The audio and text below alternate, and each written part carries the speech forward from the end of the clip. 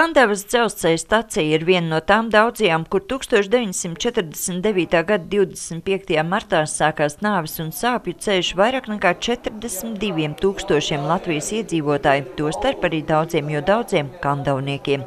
Mani paņēma no 2. klases 49. gadā, tikai ne no šejienes, ne no Kandavas novada, bet no Jelgavas apriņķa toreiz.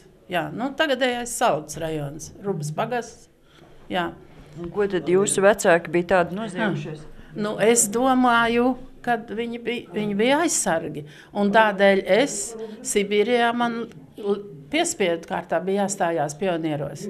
Tālāk, kad es vēl 7. klasē Sibīrijā līdz oktobra svētkiem vēl biju Krievijā. Un tad es atbraucu, nomira vecais tēvs, nomira mamma. Tēvs jau no 41. gada bija Irkutskā, Nariļskā, Ogru raktuvēs 10 gadi. Un 4 gadi viņam bija bez tiesībām. Tos viņš pavadīja pēc tiem 10 gadiem Krasnojarskā celtniecībā.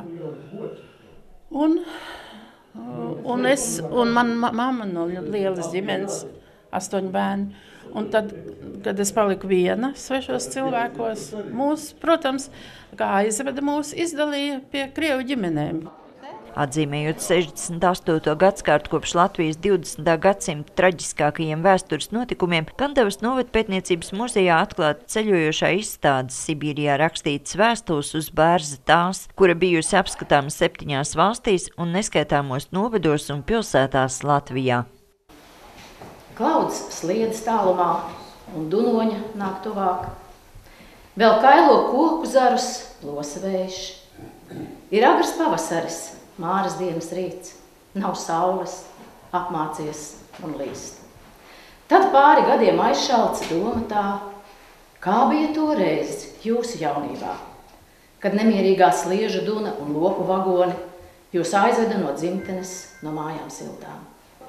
Izstādē, kuru ar deputātes Sandras Kalnietes atbalstu izveidoja Tukuma muzejs un 2010. gadā tā savu atklāšanu piedzīvoja Eiropas parlamenta ēkā Briselē, uz 12 planšetēm atainotas 19 vēstules, kurās izstāstīti 10 cilvēku stāsti, bet par 1941. un 49. gadā izsūtītiem kandavniekiem stāsta pašu izveidotā piemiņas istaba.